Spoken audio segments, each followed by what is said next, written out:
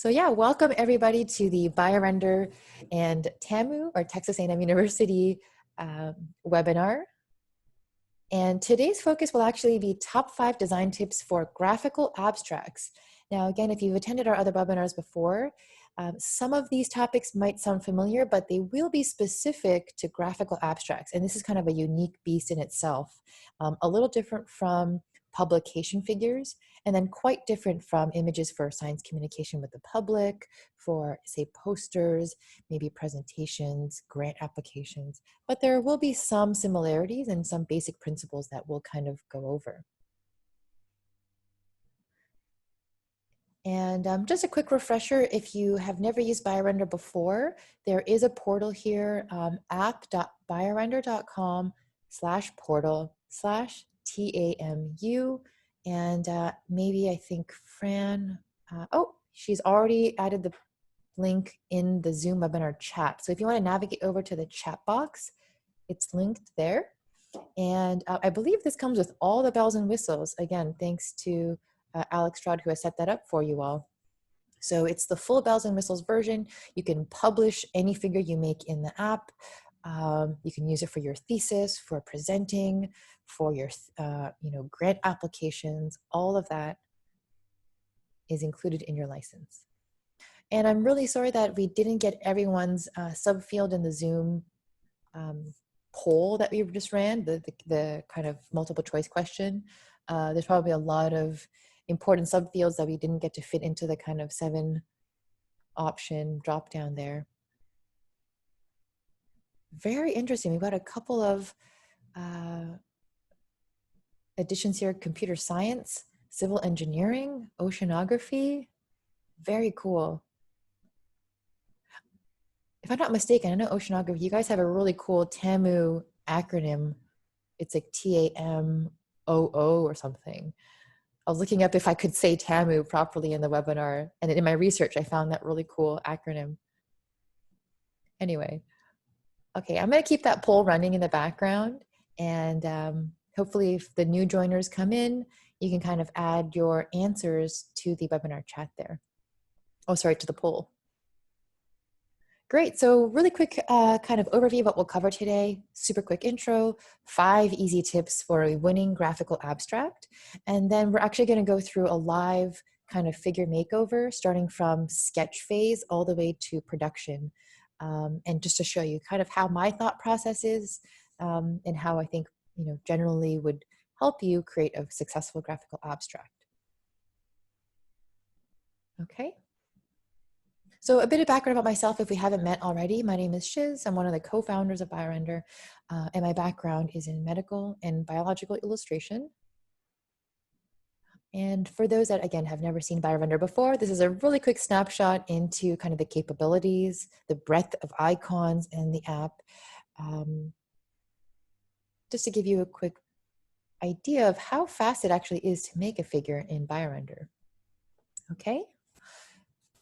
So of course, common use cases are publications or graphical abstracts, as today's topic is, presentations, and then pretty much everything from the entire kind of research endeavor. So, making posters, grant applications, even patient education material.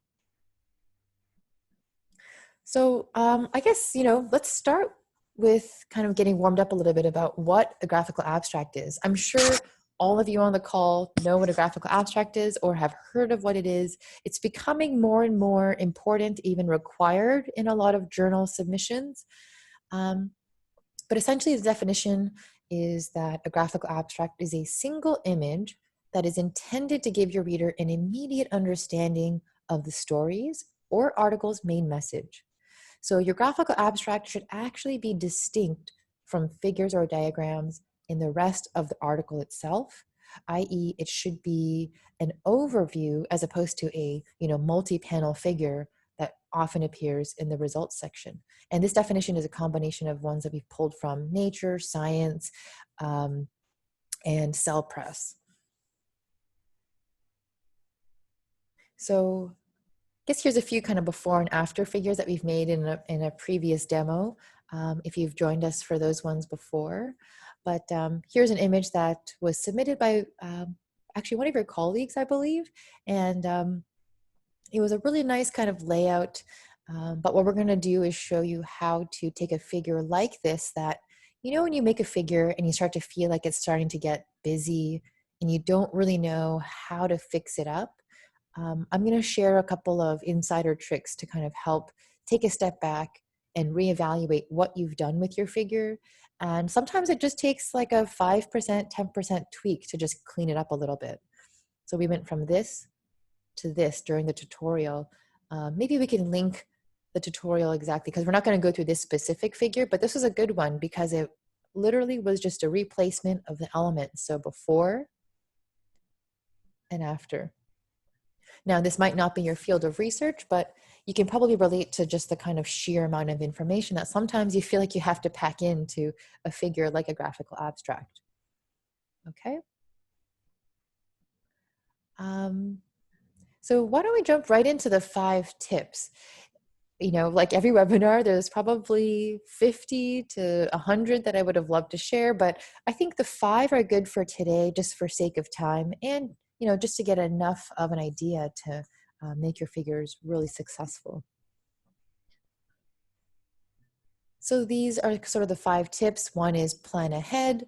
2 is thinking about how much information to put in a graphical abstract. 3 is thinking about color, contrast, saturation. Always, always important, regardless of the type of figure you're making. Number 4 is using consistent arrows, lines, and labels. You have very little space to communicate a lot. So these will be your best friends when you want to, you know, lead your viewer's eye throughout the composition. And then number 5 is kind of a quick little tidbit of how to do a gut check of your final figure. So first tip is to plan ahead. So thinking about the flow of the story, getting feedback, revising early on so you don't have to move pixels at the very end of the stage in the process. And then, sorry, kind of just a little bit of an administrative thing. We are recording this webinar, so if I'm going too fast or maybe you didn't get to ask the question you wanted, you can always revisit this content in a link that we'll provide in a follow-up email. So just so you know, this will be recorded, okay? So the first step again is to kind of sketch out your story. I'd say this is pretty universal for any kind of figure you make, but, you know, think about it almost like a stage. You know, who are your main characters? Who are the supporting actors? And, you know, what's nice to have versus needs to have. Sometimes it'll require you to have a legend, but not always. As if you attended our grants webinar, sometimes legends can do more harm than good if your actual symbols are too close in similarity. It'll just lead to confusion in the figure itself. But really, you know, if you looked at a medical illustrator's notebook, there's tons of really messy sketches that we start with, and that's really necessary to get your ideas out first. Okay, so sketch out your story. Try to get feedback even at the sketch phase so that you're not wasting time going back to ground zero or to the whiteboard every time you get feedback. This is really important. If there's one thing you take away from this lecture or webinar, it really is to think about the flow of information. Oftentimes we'll see a lot of compositions that kind of, you know, fly around in all different directions and become very difficult to follow the story. So we try to kind of come up with, you know, maybe 8 general flows. So left to right is unidirectional, up to down. Cyclical is, you know, something that kind of happens over and over. Maybe it's a feedback loop. Z shape is really common. So if you're talking about a timeline that's, you know, 10 steps long, sometimes you'll want to show step 1 to 5, and then like a typewriter kind of zing back to the beginning and then do 6 to 10. So Z formation is pretty good for long, you know, methods or protocols. M shape, you've probably seen in poster formats. So thinking about the intro, maybe methods, results, discussions, conclusions, acknowledgements. It kind of follows this general M shape. L shape is interesting if you have kind of an awkward panel page to work with for publications, for example. You have a couple of images along the side and then maybe a giant data set in the middle. Fork shapes are really important for maybe decision trees, or if you have a specific aim 1, specific aim 2 for a grant application. So this flow of information is not restricted to graphical abstract. It's really in general when you're making science figures, make sure you're following at least one of these compositions. And I would say at most a combination of the two. I would actually stick with one if possible. And it'll make more sense when I sketch it out in real life. Here's an example. I think I've shown this before in a previous webinar, but just the idea that showing it in cyclical format versus linear can be a little bit different as far as what you're communicating. So again, linear versus cyclical or feedback.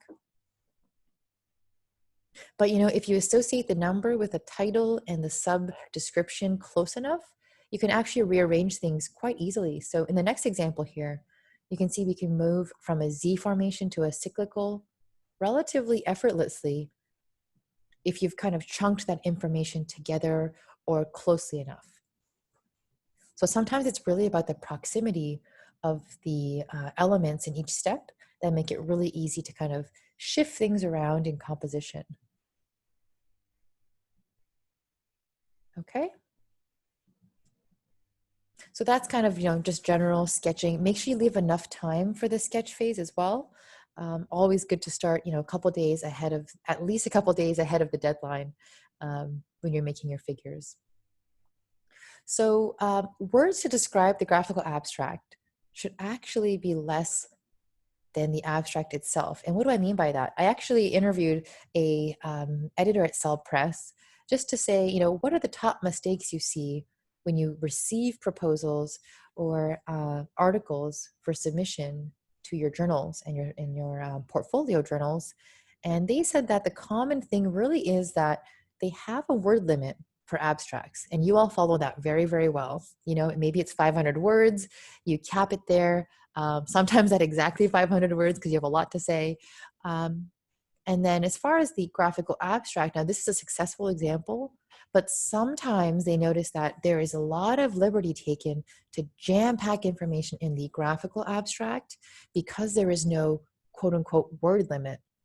But actually, it should show and represent less information than the abstract itself. So if you do this exercise where you take your abstract, you take your graphical abstract, and then you transfer that back into words, it should actually be less than the abstract originally started with.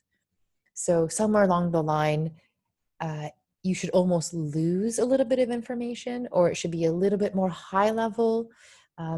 So just keep that in mind. It's not an opportunity to dump as much information as you can that you couldn't say in the abstract. It should be the opposite. Okay? Now, this was hard to do because in this article from Immunity in 2017, from Dr. Tanya Watts at University of Toronto, they did a great job with their abstract. It was quite succinct, so we had a hard time dwindling it down for this example.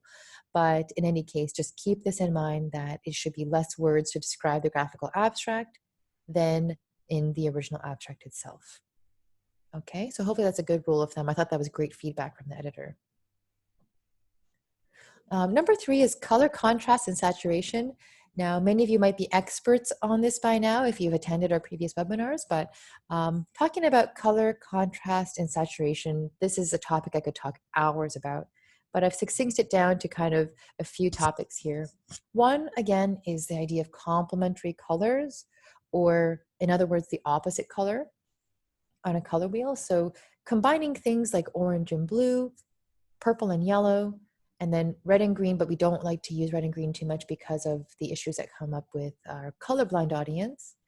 So just think about the purple and yellow and blue and orange as a good kind of color combo when you're thinking about what colors to match for certain entities. So here's an example actually of using warm versus cool colors as well as saturation. In this particular example, you'll notice that we took this before figure that had way too bright of colors. and we toned it down, but then really highlighted the main area with a bright red, the ROS GTP. So before and after. The before was basically as if you took a highlighter and highlighted your entire notebook. Again, I think I've shown this example in a previous session, but this really, really is important for graphical abstracts where you have very little time to communicate a lot of information. So the take-home story here is to pick and choose what part of your figure you want to be the brightest, the most saturated, and make everything else kind of, softer into the background. Maybe it's a more pastel color. Maybe it's even just gray, just black and white grayscale sometimes. And then really make the main idea punch by making it bright, saturated, and that'll make it stand out. Okay, sorry, it's a bit of a fast speed through, so hopefully you can follow, but here is again the after and the before. Okay. And again, going a little bit more into that sort of color value idea, the brightness or darkness of a color really can be the deciding factor as to whether your image can be visible or legible. And shockingly, if you take a lot of figures and you translate it or convert it to black and white, you actually end up losing a lot of information just because the two colors are too close in color value. Color value is just a fancy word for darkness or lightness of a color. So a lot of people ask me, hey, how do I pick colors that are colorblind friendly? And to that, I say, don't worry too much about the color itself. Now, this is controversial. I would actually argue and say, think about the contrast, the value of the color you're using. Because in a world of black and white, the color doesn't matter. It's really if it's light or dark enough to be legible. And, in some cases, sometimes the image will be actually printed in black and white altogether. So here's another one of those speed throughs. We actually have a preview in grayscale mode in BioRender, where some of these elements, in the foreground were a little too light in this example. So we made it darker, and then we go back to color. You can see that it's much better contrast. Again, because color can be deceiving. You think you have two separate colors there, pink and blue, but when you convert it to black and white, it actually disappears.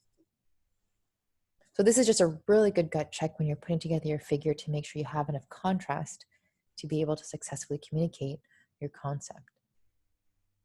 Okay, so take-home messages, check in black and white, make sure you have enough contrast in your figure. And then we'll go through that in more detail in practice during the demo. Number 4, which I won't spend much time on, and I'll dive right into the kind of figure makeover right after, but it's really just to use consistent arrows, lines, and labels. In BioRender, our artists have put together these beautiful pre-made, pre-shaped arrows based on what we think are the most important, the most communicative. For example, this tapered, kind of soft, faded, curved arrow is one of my favorites because it's kind of flexible and bendy, and you can kind of show motion with it.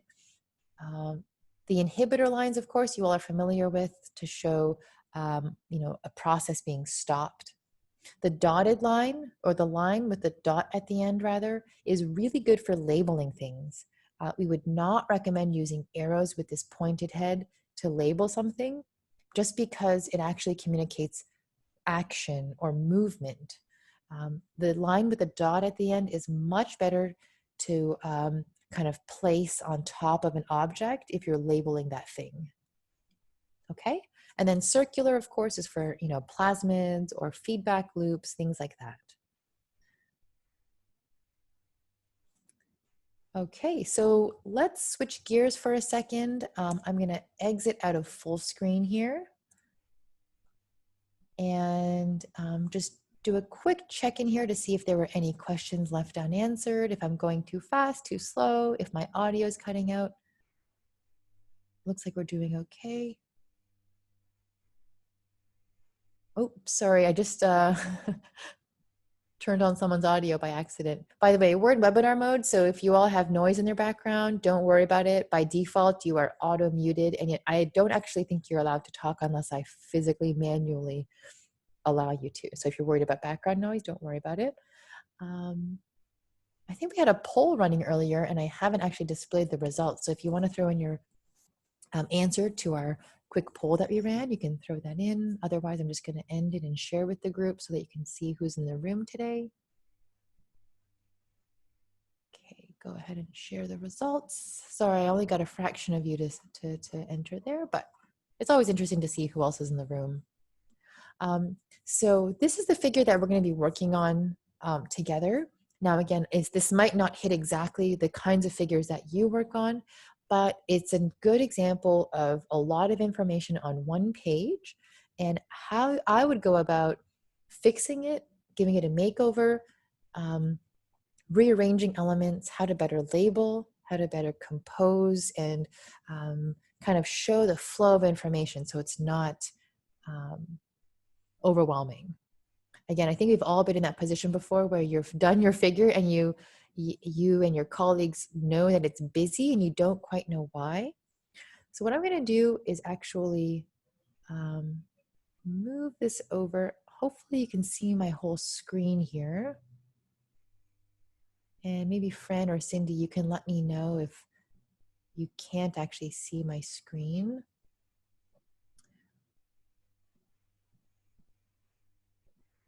Actually, you know what I'm going to do is actually just screenshot this and then move it into Photoshop here. There we go. And what I'm going to do is kind of split my screen so you can actually see both. Perfect. Hide my rulers. All right. Hopefully you can see my Photoshop screen. Are we good? Yep, we could see it. Looks good. All right. Thanks, Fran.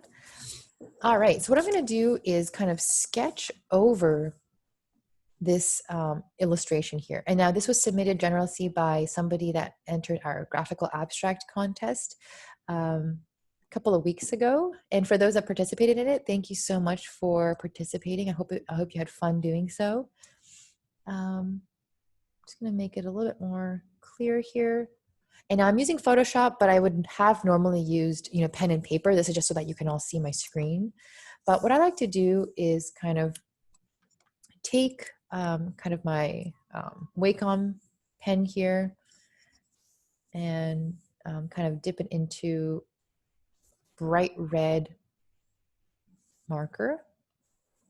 There we go. Hopefully you can see like my pen tip bigger. Okay, so what I'm going to do is going back to that sort of Z formation, M formation, linear, cyclical kind of composition options that I showed at the beginning. I'm going to kind of trace over this figure to show what my eye would do if I first landed on this figure. If I was an editor at a journal or a reviewer, I'm going to look for number one. So here's the first thing. So that's number one. I'm going to look for number two, which is kind of down here. And let's see, is this number three? Nope, it's up here. And then there's some stuff kind of happening around number three. I'm going to look for number four. And then I don't think there's a number five, but there's this other kind of process happening coming this way. And then there's these other kind of directional arrows happening here. There's this other kind of flow of information happening. There's a lot of kind of little side stories happening, as you can see. So, our eyes are going to do this kind of zigzag back and forth formation. There's also this coming up here. If you were to kind of trace where your pupil lands, you'd probably get this kind of scattered composition. And this is not what you want to do, especially with something like a graphical abstract where you have very little time to communicate, again, a lot of information. So what I'm going to do is re-sketch this in a way that I think would be better poised to tell the story. So I'm going to do is maybe take a black ink, something darker. And I like this kind of vessel. This is kind of anchoring the story. So what I'm going to do is, I think I'm going to pick a composition that's kind of linear and a little bit clockwise, like that. So let's start at the top left. Maybe I'll start the story with the vessel up here. Oops, sorry, move that back up. And then a couple of, cells coming in. I like this kind of CAR T cell showing the anatomy. What I'd probably do is do a bit of a call out instead of an arrow, because it looks like it's leaving the cell right here. If you can see my mouse, hopefully, it looks like it's leaving the cell at this vessel, but it's actually leaving here. This is where it's exiting the vessel, not here. So you can see here that they've used an arrow to denote label instead of motion, which is confusing. So what I'm going to do again is use this call out. And then if you really want, we can kind of zoom in and show, kind of the anatomy of the cell. But I don't want to communicate that it's leaving the cell, leaving the vessel at this point. And then maybe I'll add a label here. So this is the level of artistic acuity that you need at this stage. You just really need pencil and paper. So first stage is anatomy of, and actually that's actually the first step is antigen heterogeneity. That's what they kind of want to show. So maybe I'll write that here is, antigen heterogeneity. Maybe this is step 1. Step 2 can be up here somewhere. I'm going to delete this arrow. Step 2 can be up here somewhere, which is showing trafficking. So, we'll put trafficking here. And then, of course, we need to show the cell leaving the vessel. So in that case, that's an actual movement, right? So movement does warrant some sort of arrow. And we're going to need an arrow coming this way across the page. Number 3 is this sort of tumor microenvironment description, along with kind of 3 concepts here. They're separated in a weird way, so I'm probably going to stack them because it's a little bit confusing. There's just so much going on. So I'd probably do something like, 1, 2, 3 for step 3. Oh, sorry, that's number 2. We'll do number 3 here. And then maybe 1, 2, 3. And then we get to the actual tumor site. So that's probably going to be somewhere, I don't know, here. It's going to be kind of chaos happening down here. That's the idea. And we're going to need step 4. We've got some nice room down here for step 4. And if you look at kind of generally speaking, we're still in this nice clockwise formation. And then maybe we've got some cells coming off of the tumor here. And we've got our T cell interacting with, a cancer cell down here with some receptors. Again, very, very rough. Maybe some receptors coming off the ends. I'm sure many of you can do a better job than I'm doing right now. And then generally speaking, I think this is where kind of the story ends. I guess if you wanted to take it full circle and it goes back into the bloodstream somehow, you have an ability to do so. But for this story, it doesn't look like we're talking about that. So if I were to take almost a bigger marker and draw the general inertia or the flow of information, we are getting a really nice cyclical pathway. And then from here, you can kind of add smaller labels or smaller actions that are happening within that. But the size of the arrow should be much smaller, and it should be kind of almost like little side roads, but it should kind of follow that general pull of gravity in this clockwise formation. Kind of like the planets in the solar system, you kind of want it to look like there's this general bigger energy force, and then all the little arrows coming off that have to kind of follow that flow. Okay, hope that makes sense. I'm gonna just screenshot this really messy, ugly sketch just so that I keep it in mind as I'm going through to create this figure. So going back here to my Chrome browser, I'm going to open up BioRender. Now, for those that are brand new to BioRender, I'm going to just sign out and sign back in. Use a Chrome browser if you can. Steady internet connection. It's going to look a little different because you'll have the TAMU sign-in portal, but I'm using my generic portal, so that's this here. I'm going to go ahead and open up actually my graphical abstract folder, and I'm going to open up that same figure I made. Oh, sorry, that a colleague had submitted. And what I did is I actually copied that sketch to my clipboard. And so now I can actually import it into BioRender and keep it off to the side like this, which I love doing as reference.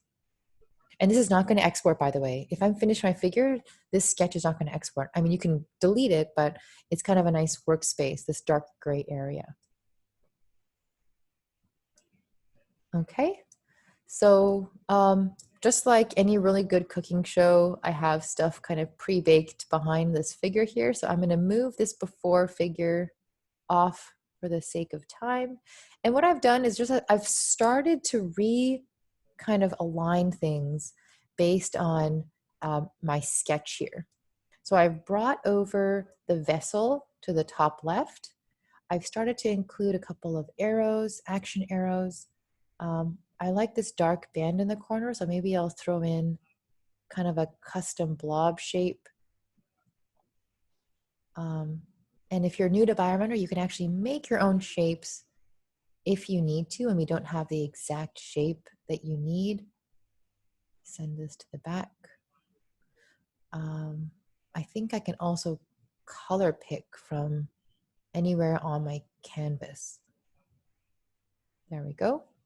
So now I've got that kind of dark shade there to show tissue. Let's see. I'm going to copy and paste this smaller cell that I have, make it nice and big. It looks like it's important that we show, the anatomy of this cell. So I'm going to do that. And we're missing some DNA. So I'm just going to type in DNA, look for that in my menu here. I think this one looks good. Zoom in here for you that can't see. And it's looking like the contrast is pretty bad. If I go up to our view, preview, and grayscale, it looks like I've lost those nucleotides inside the DNA there. So maybe I'll select a darker color. And also what you can do, of course, is to reduce the darkness of the cell. So maybe we need a brighter cell color.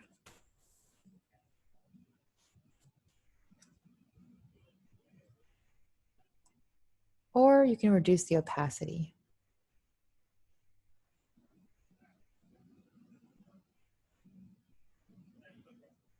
Okay, it looks like this person actually created this cell from scratch. So you can do that too. You can add, the nucleus separately.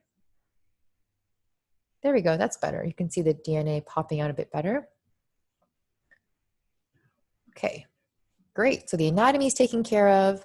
We've got this trafficking cell coming out of the vessel itself.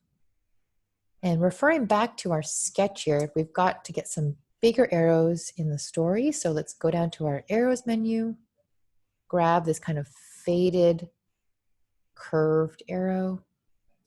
I'm going to kind of bend it to accommodate that composition a little bit.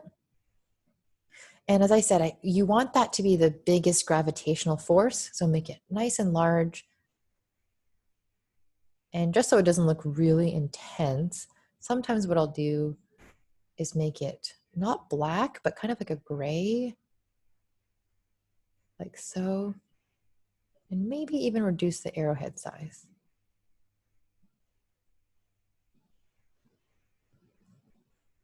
Okay, so that's looking better. And what else are we missing here? Some other arrows coming down and around for sure. So Maybe I'll just copy and paste this arrow I've already created. Move this down. You can see it's really flexible and bendy. So now from a distance, now from a distance, it kind of looks like I'm getting a nice clockwise composition already. I'm losing some space down here. Maybe I'll just stretch out my canvas a little bit. I love this feature where I can kind of piecemeal adjust the composition as I need. Now, sometimes graphical abstracts are required to be, say, 5" by 5". So in that case, you'll have to, nudge things around to fit, but just so you know, that option is there. Let's see here, what else am I missing? Oh, you're definitely gonna wanna number your steps. There's a really easy way to do that in BioRender, actually. There's this text shape option, if you haven't seen it before, and it literally just creates a perfect, I just dropped my mouse, literally, I just clicked on the canvas. Perfect circle with a number in it. So in the before picture, they actually did a decent job of really telling you where those numbers are. I would have reserved this kind of star shape for something that's like a reaction or, maybe energy or something like that. But in any case, and the numbers were there at least to describe the step. So that's step 1, step 2. I think this is step 3, step 4. So you're not going to get a perfect, cyclical labeling format, but at least it follows a better trajectory when it comes to numbering and labeling.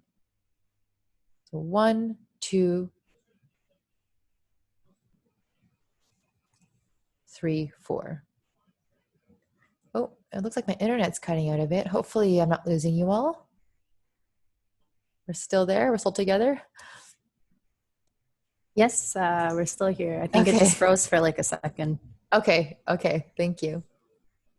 And then just to finish off here, we've got a couple of inhibitor lines we need. So let me go ahead and add those in.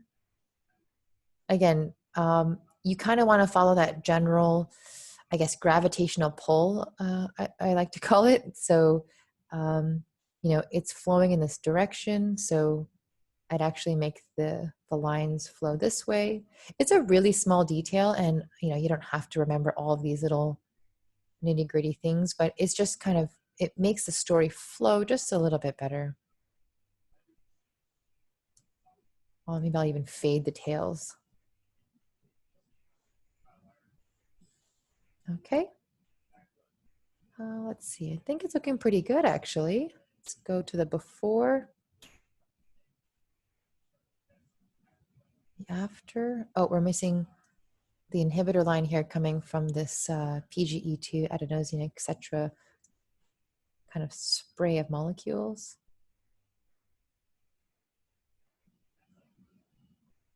I guess in this case, it could probably be a bit of a opposite curve. Okay, looking much cleaner, I think. If I zoom out here, look at the before and after. I think it's cleaned up much more. Again, we're getting that nice circular composition. It's already a hectic topic, the idea of a tumor microenvironment. So it already is a challenge. So I do definitely sympathize with those of you who have to create figures that really describe this. Cancer cell, I also want to label one of these things as like the anatomy of.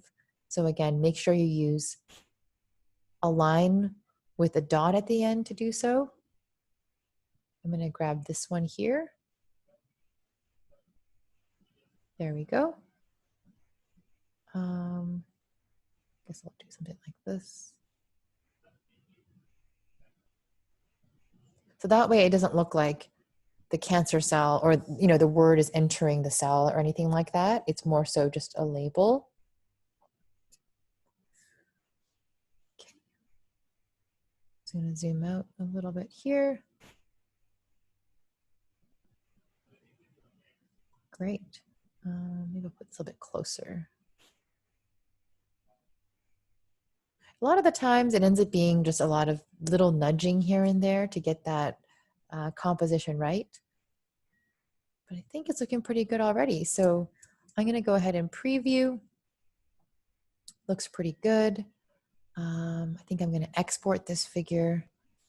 Hi, sorry, Shiz. I think Mhm. there was a question actually to ask about whether we can adjust pixels at the end because I believe one of the viewers had difficulty with getting the exact pixels to 300 by 400 for journal. So if we could just show how we can change the Oh, dimensions and then also yep. make the DPI 300 and adjust the pixels, I think that would be helpful. Yeah, absolutely. Let's see here. You want the dimensions of the canvas. Yep. So I think A is changing dimensions of canvas. And then I think in the export feature, we can also change pixels and such. Yep. Yeah, it looks like, oh, where did it go? Oh, here we go. Oh, we used to have pixels, so I guess maybe that disappeared. Yeah, sorry about that. I mean, what you could do is convert the ratio of your figure into inches or centimeters, and then when you go to export, you can actually change to pixels here. But we did used to have the pixel drop down in the canvas change here. So that's unusual. I think that might just be a bug. I'll look into that. But you can certainly change the pixels here. So if I wanted a 500 pixel height, it'll give you that exact ratio. You probably won't want to change the ratio here because it'll just skew the image. So yeah, we'll look into making sure that you can at least easily select in this dropdown. So thank you for bringing that up, whoever did. But of course, if it is more of a ratio thing and you want 5 by 5, and then you go to export, it doesn't really matter then what the pixels are. Another thing is because our application is vector-based, it almost doesn't matter what the dimensions are in a sense, although this can, come back to bite me. So I just want to be clear that as long as you don't have anything uploaded to your image, that could be a JPEG or a PNG or a logo or a picture, if you've used all BioRender elements, then you're safe that you can basically export it at as large as you like and it'll still be crystal clear because we are a vector-based app. So if I do 1,000 pixels by 1,000 pixels, it'll still look very crisp. Even if I do 50 by 50. It looks like there's a minimum though. Okay. Hope that answers the question. So I'm going to go ahead and export. I think I'll do JPEG in 150 for now. And I'm going to download that to my desktop. I'm going to swing over back to the Texas A&M University slide deck and insert my image. Now you probably use PowerPoint, but I'm using Google Slides here. So if I do a really quick kind of before and after gut check, here's the before. Again, thinking about where your eye follows a figure that's kind of this busy. And then here's after.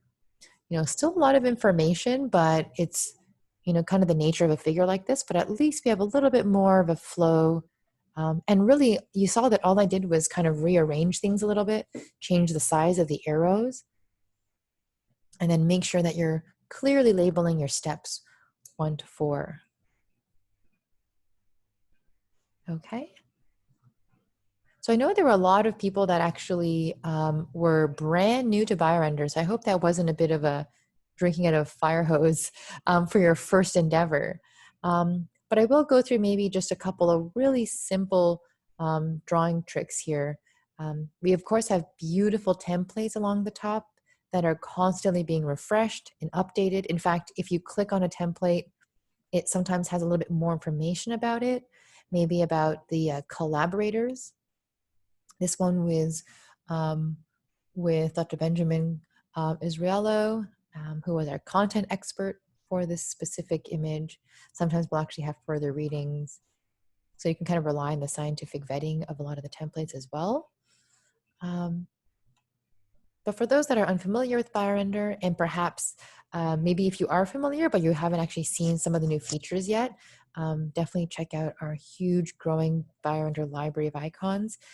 If you work with, say, animal models, we have a lot of really beautiful animal models. Sometimes we don't show these off enough, maybe Drosophila, for example, and you work with a specific mutation. Just want to do like a couple of seconds here to highlight how modular, again, BioRender is. Maybe you want to change, the eye color if it's like a mutation, or maybe you want to make it a female versus a male. We have different abdomen colors and shapes. It's meant to be very kind of like Lego blocks or like modular. And another thing is, tumors on mice. You can add tumors of different colors. Basically, just again to say that everything is very, modular.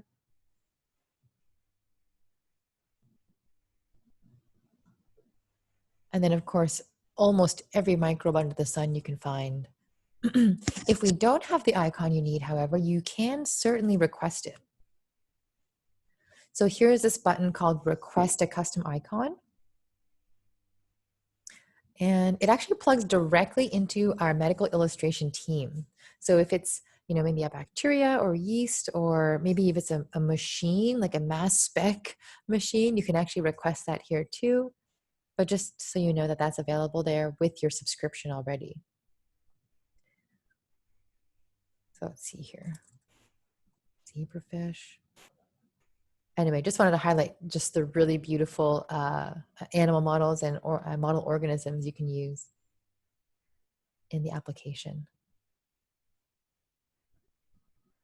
And one thing I will also note that maybe it has gone unnoticed for a lot of you is our kind of bio brushes.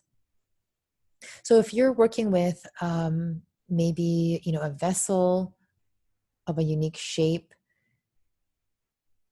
maybe it's, DNA with like a twisty, windy formation, our bio brushes are very flexible for those purposes. Okay, so just so you know, that option is there if you need. Of course, our membrane brush is a pretty popular one. So if you need flexibility in how you're kind of showing kind of a bend in the membrane, you can use that too. Just kind of trying to collage a couple of intro items here for those that are brand new to BioRender.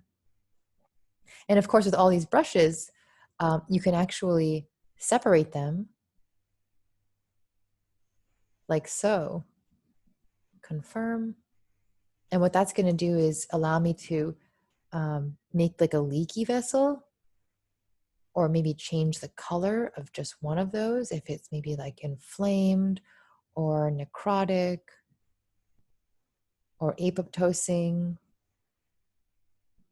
Really, really flexible. So if we don't have the icon you need, sometimes you can kind of make it yourself using many of our powerful tools.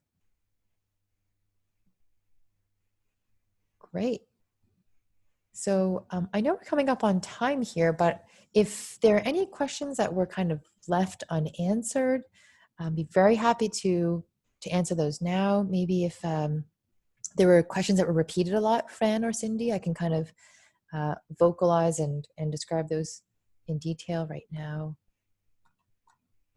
No questions that were repeated a lot. I think a lot of people are kind of interested in the icons. I know someone asked about honeybee icons.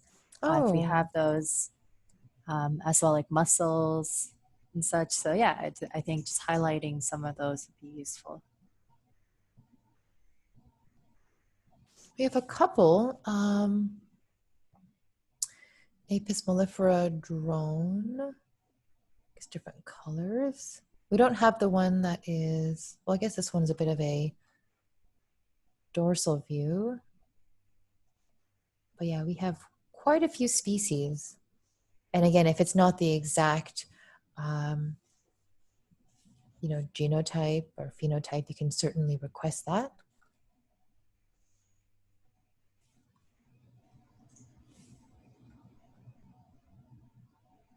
Yeah, anything else I can highlight here? Maybe the one last thing is if everyone on the call right now is on part of a lab or a research group, maybe we can highlight how to create teams on BioRender so that they can invite their lab members as well. Absolutely. That's a great point, Fran. So I suspect you're probably going to be working with the same few people on a day-to-day basis. So you can share figures like this with your teammates. And all you have to do is go to the share option here. And what you can do is you can actually send it, one by one to one person. So name at whatever it is, email.com, or maybe it's tamu.edu with a message. This will get sent to them kind of like you're sending an email. There's another option here to share with your whole team, and this has to be kind of predetermined. So, if you're maybe the team admin, you can pick who that would be. Maybe it's if you have like a leader for your lab or a lab manager, or someone who's just a bit more savvy with illustrating and you think they'll be the ones to make a lot of the figures. You can set up a team and send it to your entire team. So I'm going to just hit send here. And this is obviously under the understanding that I've already made my team. And if you do want to set up a team and you haven't done that yet, all you do is go to your accounts page, go to team, and this is where you add your team members. I think it's almost unlimited. The only thing to keep in mind is you can only, at this point, belong to one team at a time. So just make sure you select, which team you'd like to be part of, and invite your team members, send the invite, and then that's kind of how you set up your team itself. Now, if I go back to my gallery, you'll notice that this little badge has appeared. This just tells me that this picture has indeed been shared with my team. And if I navigate over to the kind of subfolder here that matches that symbol, this little team symbol, it will show that that image is indeed now in the team gallery. So really nice way for you to avoid having to attach and send a PowerPoint slide in an email back and forth. This is a really nice way to do that. I will clarify that me being the kind of original author of this image means that any changes I make to this figure is going to reflect to everybody. However, if Francesca's on my team and she sees this figure and thinks, "Oh, that's neat. I want to modify this or use it for myself," her going to use it will actually create a copy, and then it will appear in her personal illustration tab. So I hope that's clear. If she goes in to edit this figure, it won't actually affect the original image. I have to be the one to do that because I kind of was the original author. So in a sense, it becomes a template in a way for anyone who hasn't actually authored the figure. One piece of, I guess, secret information I can share with you all is that we are going to be implementing kind of a real-time collaboration, kind of multiplayer mode within BioRender. So it'll be really cool to be able to collaborate on the same figure in real time, kind of like, Google Docs, or some of those other kind of collaborative softwares online. And that'll be rolling out sometime in the mid to late fall. So definitely keep an eye out for that. You guys will be one of the first to know about the changes. We'll probably let Alex know first, and then you'll kind of be informed as to when it'll roll out. But that'll be a really cool feature, and in that sense, it will be the original figure that gets edited, of course, because it'll be real time.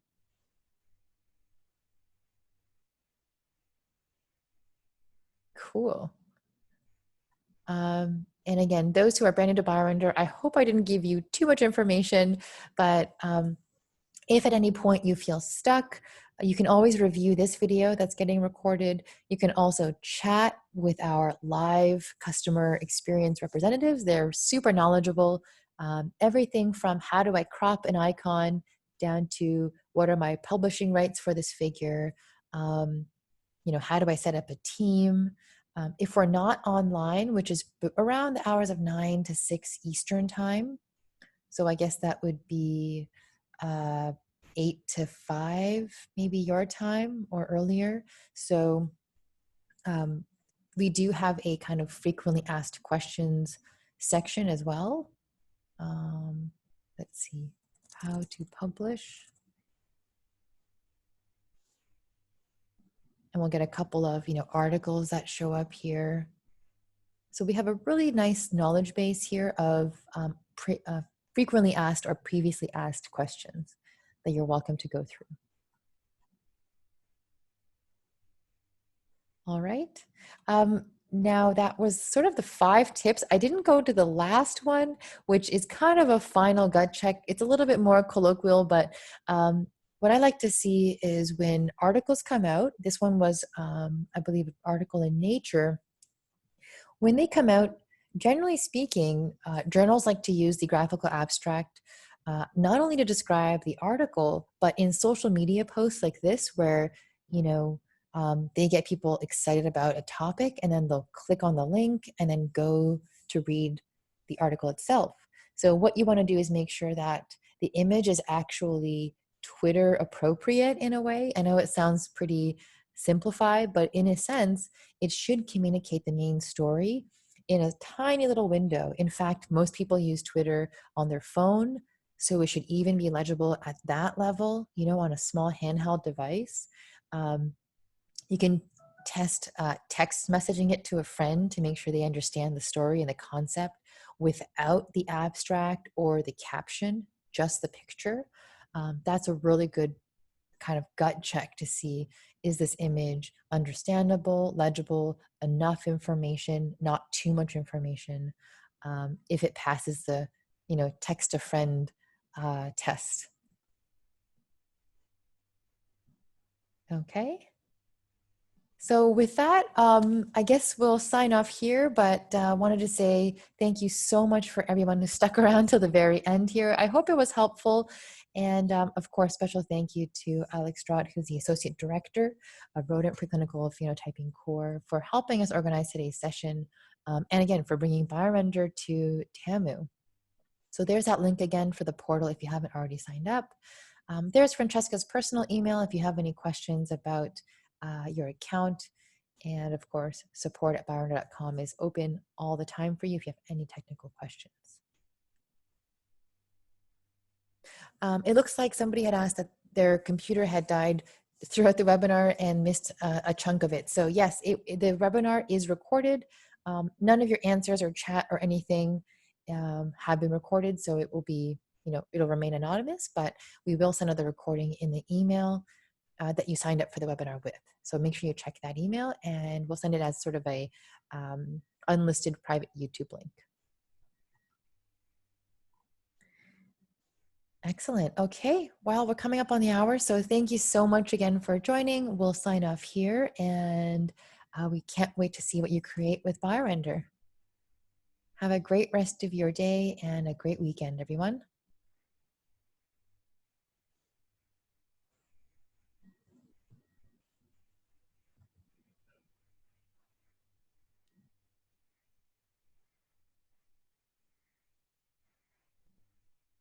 Awesome.